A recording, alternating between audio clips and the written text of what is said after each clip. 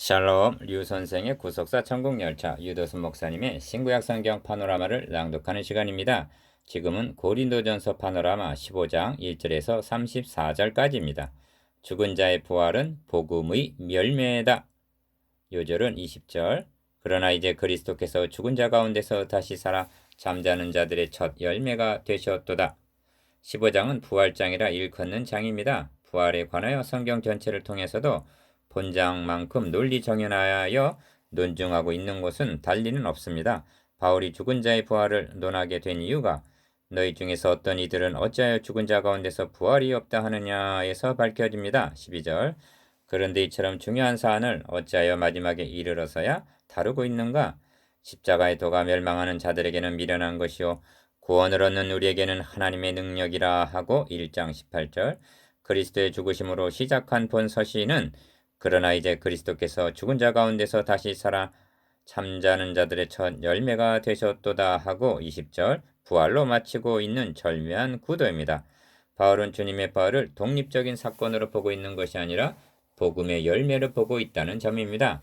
그러니까 십자가의 죽으심이 이 씨를 심는 것이라면 부활은 열매를 거두는 것과 같은 것입니다. 그래서 너희가 만일 나의 전한 그 말을 굳게 지키고 헛되이 믿지 아니하였으면 이로 말미암아 구원을 얻으리라 말씀하는 것입니다. 2절. 이 말씀의 뜻은 십자가의 도를 믿는다고 하면서도 만일 부활을 부정한다면 이는 헛되이 믿는 즉 복음을 부정하는 것이라는 뜻입니다. 그렇다면 현대교회는 부활 신앙에 굳게 서 있으며 부활을 믿는 자의 삶을 살아간다고 말할 수가 있는가? 그러므로 15장은 현대교회에 더욱 적실성이 있다 하겠습니다.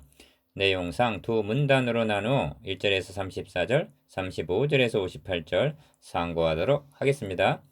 첫째 단은 1절에서 11절, 성경대로 죽으시고 다시 사신 그리스도. 둘째 단은 12절에서 19절, 부활 부정은 복음을 부정하는 것이다. 셋째 단은 20절에서 28절, 첫 열매가 되신 그리스도의 부활. 넷째 단은 29절에서 34절, 부활을 믿는 자의 삶. 첫째 단은 1절에서 11절, 성경대로 죽으시고 다시 사신 그리스도. 형제들아 내가 너희에게 전한 복음을 너희로 알게 하노니 이는 너희가 받은 것이요 또 그 가운데 선 것이라. 1절 1. 첫째 단의 중심점은 그리스도의 부활의 진정성을 증거함에 있습니다. 바울은 기억 내가 너희에게 전한 복음하고 1절 상반절 부활장을 복음으로 시작하고 있습니다. 니은 이는 너희가 받은 것이요 또 그 가운데 선 것이라 합니다. 1절 하반절. 바울은 고린도에 가서 복음을 전해 주었고 저들은 복음을 받고 그 가운데 선 것이라 즉 믿었다는 말씀입니다. 그러면 바울이 전한 복음의 내용이 무엇인가? 다시 말하면 저들이 무엇을 믿었는가? 그 내용이 3절에서 4절까지의 내용입니다.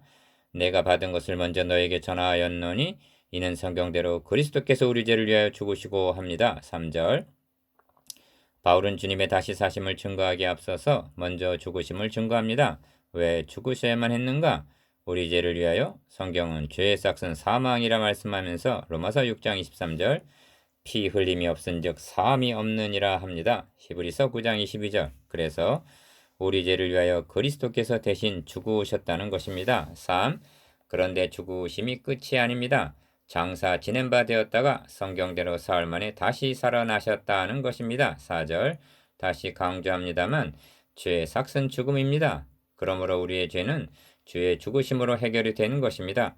그렇다면 다시 사심이 어떤 의미가 있는가? 여기에는 크게 네 가지 뜻이 있습니다. 첫째는 기억, 예수가 하나님의 아들 그리스도이심이 입증이 되었다는 것입니다. 성결의 영어로는 죽은 자 가운데서 부활하여 능력으로 하나님의 아들로 인정되셨으니 합니다. 로마서 1장 4절. 부활하심으로 비로소 하나님의 아들이 되었다는 뜻이 아닙니다. 하나님의 아들이심이 입증이 되었다는 뜻입니다. 둘째는 니은 우리의 죄가 다 해결이 되었다는 증거입니다. 생각해 보십시오. 빚을 갚으러 간 분이 붙들려서 돌아오지 않고 있다면 그것은 빚이 해결이 안 되었음을 나타냅니다. 성경은 예수는 우리 범죄함을 위하여 내어줌이 되고 또한 우리를 의롭다 하심을 위하여 살아나셨느니라 하고 말씀합니다. 로마서 4장 25절. 셋째는 디귿 그리스도의 부활이 우리들의 부활의 보증이 된다는 것입니다. 이것이 잠자는 자들의 첫 열매가 되셨다는 뜻입니다. 20절. 넷째는 리을 사망 권세를 잡은 사탄을 이기셨다는 증거입니다. 성경은 사망으로 말미암아 사망의 세력을 잡은 자 곧 마귀를 없이 하시며 또 죽기를 무수함으로 일생에 매어 종 노릇하는 모든 자들을 놓아주려 하심이니 하고 말씀합니다. 히브리서 2장 14절에서 15절. 이것이 바울이 전한 복음 내용이요 다시 사심의 의미입니다. 그런데 중요한 점이 주님의 죽으시고 다시 사심이 성경대로 되어졌다는 사실입니다. 십자가의 도는 임기응변이나 즉흥적으로 되어진 일이 절대로 아닙니다. 오직 비밀한 가운데 있는 하나님의 지혜를 말하는 것이니 곧 감추었던 것인데 하나님이 우리의 영광을 위하사 만세전에 미리 정하신 것이라고 말씀합니다. 2장 7절. 즉 하나님의 뜻과 계획 중에 되어진 일이라는 말씀입니다. 베드로도 그가 하나님의 정하신 뜻과 미리 아신 대로 내어준 바 되었거늘 하고 증거합니다. 사도행전 2장 23절. 바울은 이 복음은 하나님이 선지자들로 말미암아 그의 아들에 관하여 성경에 미리 약속하신 것이라 합니다. 로마서 1장 2절. 5. 이것이 고린도 형제들이 받은 복음이요 또 그 가운데 서게 한 1절 하반절 복음입니다. 이런 의미에서 1절에서 4절까지는 우리의 믿음이 서 있는 믿음인가 여부를 점검케 하는 시금석이라 할 수가 있습니다. 왜냐하면 너희가 만일 나의 전한 그 말씀을 굳게 지키고 헛되이 믿지 아니하였으면 이로 말미암아 구원을 얻으리라 2절 말씀하고 있기 때문입니다. 문제는 헛되이 믿지 아니하였으면 하는 단서입니다. 믿노라 하는 사람 중에는 무엇을 믿는지도 알지도 못하고 덮어놓고 믿는 헛된 믿음도 있다는 뜻입니다. 바울은 너희가 믿음이 있는가 너희 자신을 시험하고 너희 자신을 확증하라. 예수 그리스도께서 너희 안에 계신 줄을 너희가 스스로 알지 못하느냐. 그렇지 않으면 너희가 버리운 자니라 하고 말씀합니다. 고린도 후서 13장 5절 6. 그러므로 이 지점에서 다시 한번 바울의 전도 방법과 오늘의 전도 방법을 대조해 볼 필요가 있습니다. 바울은 내 전도함이 지혜에 권하는 말로 하지 아니했다고 말씀합니다. 예수 그리스도와 그의 십자가에 못 박히신 것만을 전했다고 말씀합니다. 2장 2절. 왜냐하면 너희 믿음이 사람의 지혜에 있지 아니하고 다만 하나님의 능력이 있게 하려 함에서라고 말씀합니다. 2장 4절에서 5절.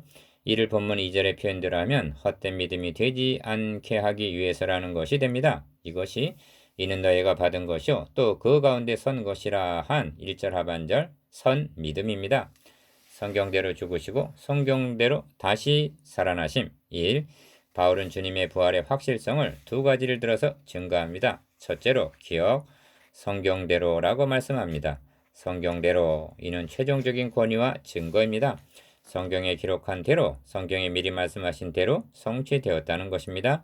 이 이상의 증거는 없습니다.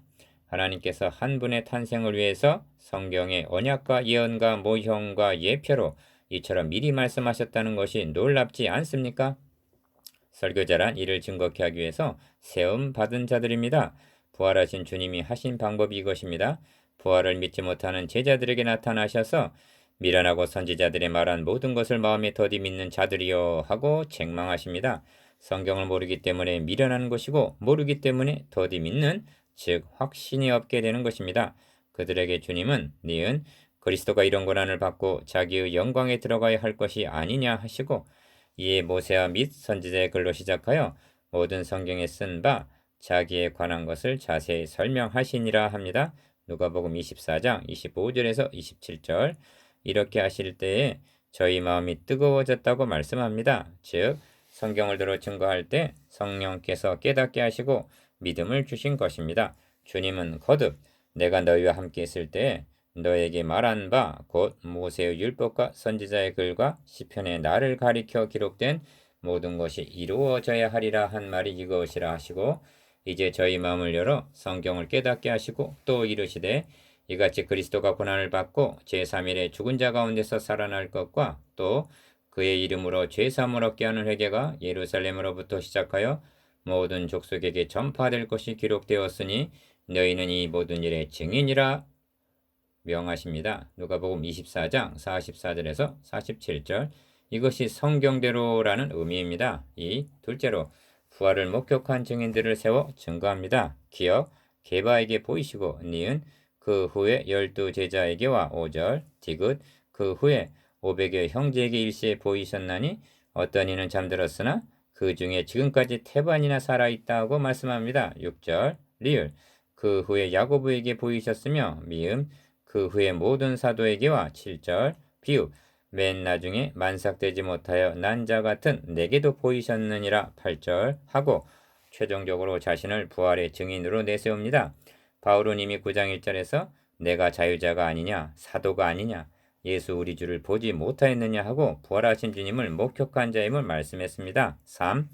나는 사도 중에 지극히 작은 자라 내가 하나님의 교회를 핍박하였으므로 사도라 칭함을 받기에 감당치 못할 자로라 합니다. 9절 이 말은 굉장한 용기가 필요한 말입니다. 왜냐하면 그렇지 않아도 바울의 사도됨을 의심하고 있는 무리들이 있는데 자신의 입으로 사도라 칭함을 받기에 감당치 못할 자로라 하고 말하다니 어찌하여 바울은 자신의 아픈 과거를 드러내고 있는 것인가?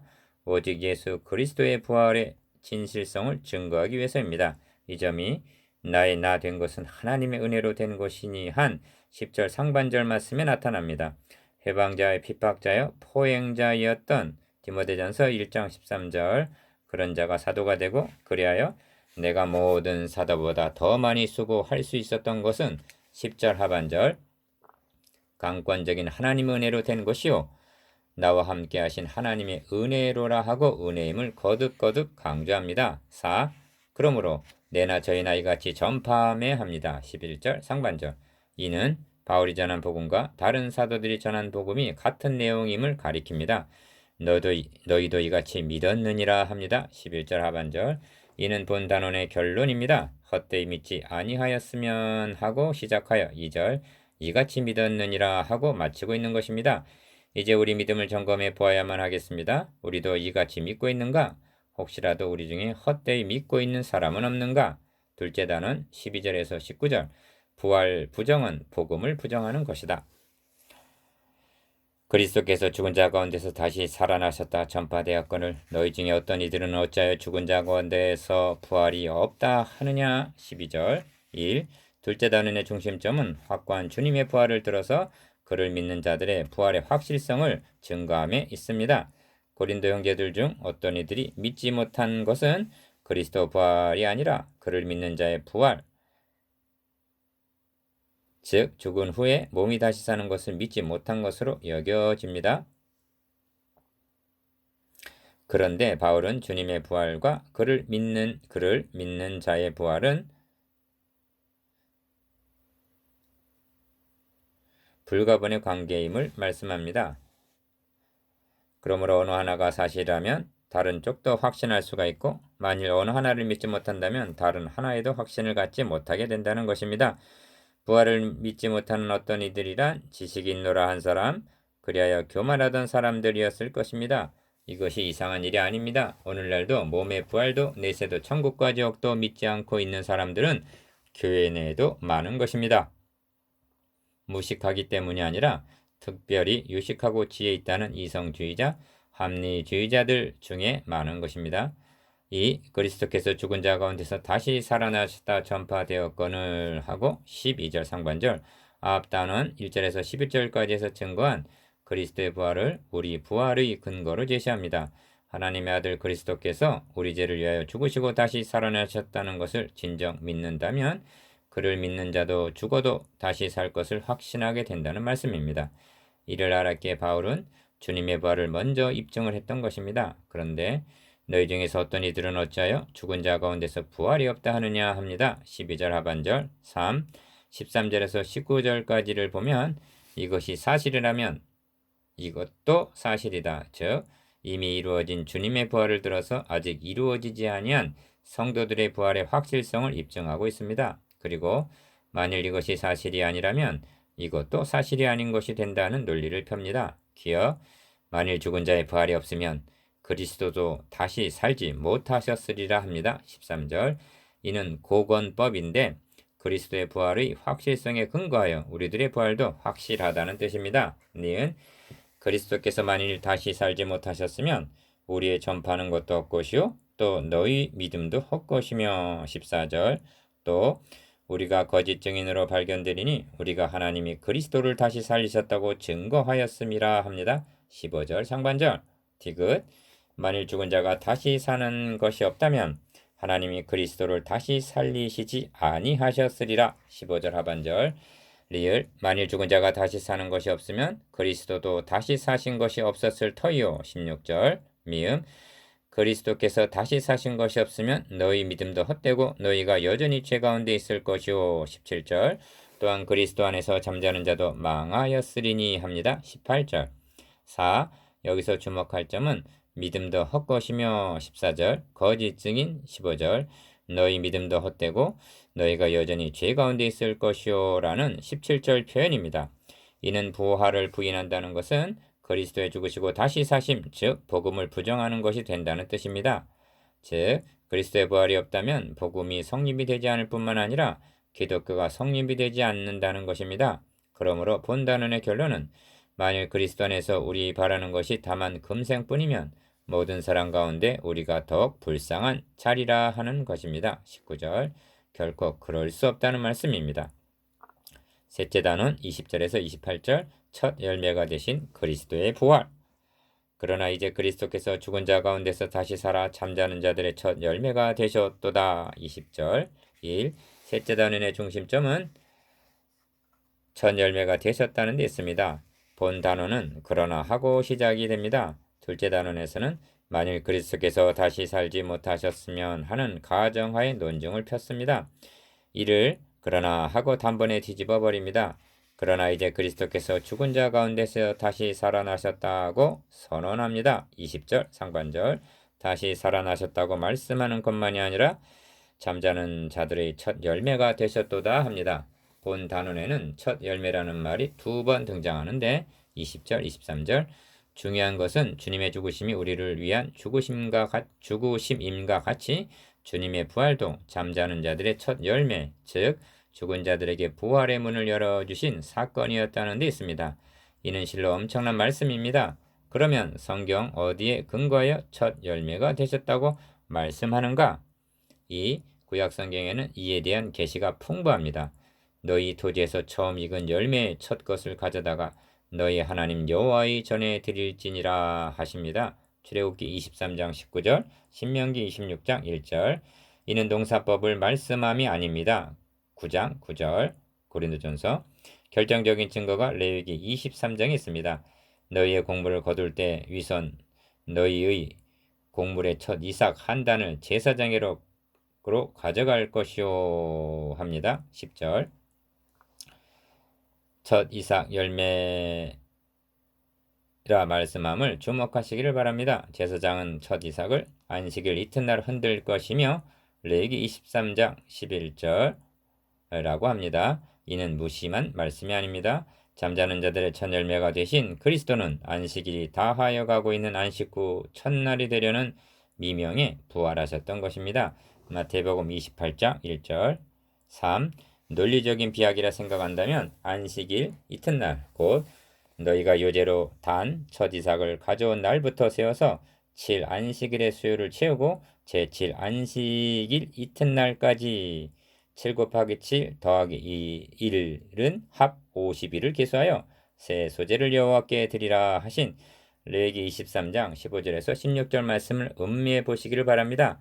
첫 열매가 되신 50일 후에 성령은 강림하셨으며 새 소재 즉 신약교회는 탄생하였던 것입니다. 7 곱하기 7 더하기 1은 50. 1. 사망이 사람으로 말미암았으니 죽은 자의 부활도 사람으로 말미암는도다 합니다. 21절 한 사람으로 말미암아 죄가 세상에 들어오고 죄로 말미암아 사망이 왔다면 로마서 5장 12절 그리고 이것을 회복하는 것이 구원계획이라면 죽은 자의 부활도 사람으로 말미암는 다는 것은 너무나 당연한 이치라는 것입니다. 2. 아담 안에서 모든 사람이 죽은 것 같이 그리스도 안에서 모든 사람이 삶을 얻으리라 합니다. 22절 아담과 그리스도를 대비시킵니다. 여기에는 유사성과 상이성이 있습니다. 대표자라는 면은 유사성입니다. 죽게 된 것과 살게 된 것은 다른 점입니다. 이 점을 로마서에서는 한 사람의 범죄를 인하여 사망이 그 한 사람으로 말미암아 왕노릇하였은즉 한 분 예수 그리스도로 말미암아 생명 안에서 왕 노릇하리로다 하고 말씀합니다. 로마서 5장 17절 핵심은 두 안에 있습니다. 모든 사람은 아담 안에 있든지 그리스도 안에 있든지 둘 중에 하나입니다. 본래 인류는 첫 조상 아담 안에 있었습니다. 그래서 원죄 하에 태어나게 되는 것입니다. 그런데 은혜로 택하심을 따라 로마서 11장 5절 아담 안에서 그리스도 안으로 옮겨진 것입니다. 우리도 전에는 아담 안에서 죽은 자, 즉 하나님에게서 분리된 자들이었습니다. 그런데 그리스도 안에서 삶을 얻게 된 것입니다. 3. 그러나 각각 자기 차례대로 되리니 합니다. 23절 상반절 차례대로라는 말은 군대가 편대대로 행진하는 것을 가리키는 용어입니다. 바울은 승리한 군사들이 계산하는 장면을 연상한 것은 아닐까요? 기억, 먼저는 즉 맨선되는 첫 열매인 그리스도요 합니다. 니은 다음에는 그리스도 강림하실 때 그에게 붙은 자요 합니다. 23절 하반절 디귿 그 후에는 나중이니 합니다. 24절 상반절 여기서 명심해야 할 점은 아무나 개선 행렬의 대열에 참여할 수 있는 것이 아니라는 점입니다. 그리스도 안에서 잠자는 자 18절 그에게 붙은 자뿐입니다. 23절 밖에 있는 자 떨어진 자는 그 대열에 참여할 수가 없는 것입니다. 그래서 주님은 하나는 데려감을 당하고 하나는 버려둠을 당할 것이라고 말씀하십니다. 마태복음 24장 40절에서 41절 4. 저가 모든 원수를 그 발 아래 둘 때까지 불갑을 왕 노릇 하시리니 맨다 중에 멸망받을 원수는 사망이니라 합니다. 25절에서 26절 여기 원수가 등장하고 발 아래 둘 때까지 즉 정복할 것을 말씀합니다. 이는 여호와께서 내 주에게 말씀하시기를 내가 너의 원수로 너의 발등상 되게 하기까지는 너는 내 우편에 앉으라 하셨도다 한 시편 110편의 인용인데 그 배경은 창세기 3장 15절로 거슬러 올라갑니다. 인류의 시조가 범죄한 그 현장에서 하나님은 선언하십니다. 내가 너를 여자와 원수가 되게 하고 너의 후손도 여자의 후손과 원수가 되게 하리니 여자의 후손은 너의 머리를 상하게 할 것이요 너는 그의 발꿈치를 상하게 할 것이니라. 창세기 3장 15절 바울은 이 원복음의 완성을 바라보고 하는 말씀입니다. 5. 한 가지 부언할 것은 나라를 아버지 하나님께 바칠 때라. 24절 아들 자신도 그때 만물을 자기에게 복종케 하신 이에게 복종케 되리니의 의미입니다. 28절 이는 그리스도가 아버지 하나님께 종속되었다는 뜻이 아닙니다. 이는 분담했던 구속사역이 완성됨을 나타내는 표현입니다. 계획하시고 성취해 오신 주체는 하나님이시오 주님은 스스로 종의 형체를 취하사 대속제물이 되셨던 것입니다. 나라를 아버지 하나님께 바칠 때라 한 나라가 무엇인가? 주님의 피로 구속함을 받은 자들을 나라와 제사장이라 말씀합니다. 그러므로 일찍 죽임을 당하사 각 족속과 방언과 백성과 나라 가운데서 사람들을 피로 사서 하나님께 드리시고 합니다. 계시록 5장 9절에서 10절 피로 사서 드리심 이것이 그리스도께서 담당하신 사역이요 그러므로 나라를 아버지 하나님께 바칠 때란 임무가 완성되었음을 의미합니다. 넷째 단원 29절에서 34절 부활을 믿는 자의 삶 형제들아 내가 그리스도 예수 우리 주 안에서 가진 바 너희에게 대한 나의 자랑을 두고 단언하노니 나는 날마다 죽노라. 31절 1. 넷째 단원의 중심점은 부활을 믿는 자의 삶에 있습니다. 그것은 한마디로 날마다 죽는 삶이라고 말씀합니다. 본문에는 죽음이란 말이 5번이나 나옵니다.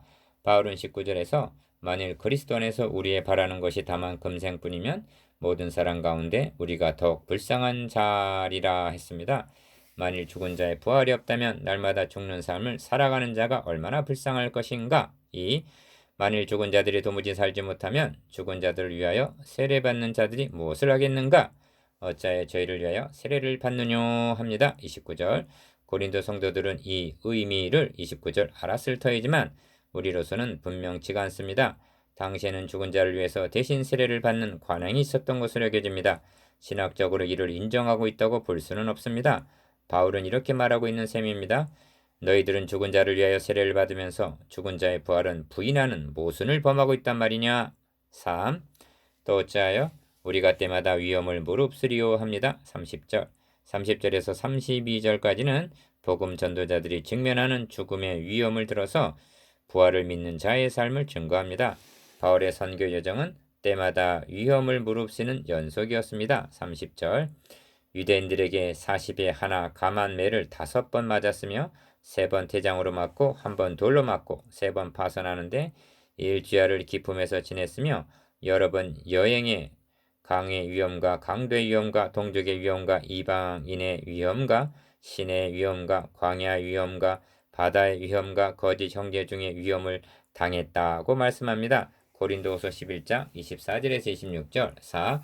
이런 위험만이 아니라 나는 날마다 죽노라 합니다. 이 말은 심해 지나도록 심한 고생을 받아 살소망까지 끊어지고 우리 마음에 사형 선고를 받은 것 같은 고린도후서 1장 8절에서 9절 죽을 고비를 날마다 겪는다는 뜻이기도 하지만 나의 달려갈 길과 주 예수께 받은 사명 곧 하나님의 은혜의 복음 증거하는 일을 마치려 하면은 나의 생명을 조금 더 귀한 것으로 여기지 아니하노라. 즉 언제라도 죽을 준비가 되어 있다는 뜻이기도 합니다.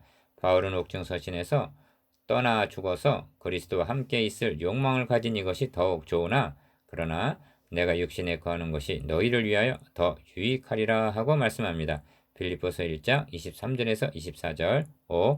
죽은 자가 다시 살지 못할 것이면 내일 죽을 터이니 먹고 마시자 하리라 합니다. 32절 하반절 이것이 부활 소망이 없는 자들의 인생관입니다. 속지 말라. 악한 동무들은 선한 행실을 더럽히나니 깨어 의를 행하고 죄를 짓지 말라 합니다. 33절에서 34절 이 말씀이 본 문단의 결론입니다. 1절에서 34절 그리고 다음 문단의 결론은 35절에서 58절 보다 적극적으로 그러므로 내 사랑하는 형제들아 경과하며 흔들리지 말며 항상 주의 일에 더욱 힘쓰는 자들이 되라. 이는 너희 수고가 주 안에서 헛되지 않은 줄을 알미니라 하고 마치고 있습니다. 58절 이것이 부활을 믿는 자의 삶입니다. 6. 이제 묵상해 보십시다. 기억 그리스도께서 성경대로 죽으시고 성경대로 다시 사심에 대해서 니은 영원 구원만이 아니라 몸의 영화에 대해서 디귿 부활 신앙을 삶을 통해서 나타내고 있는지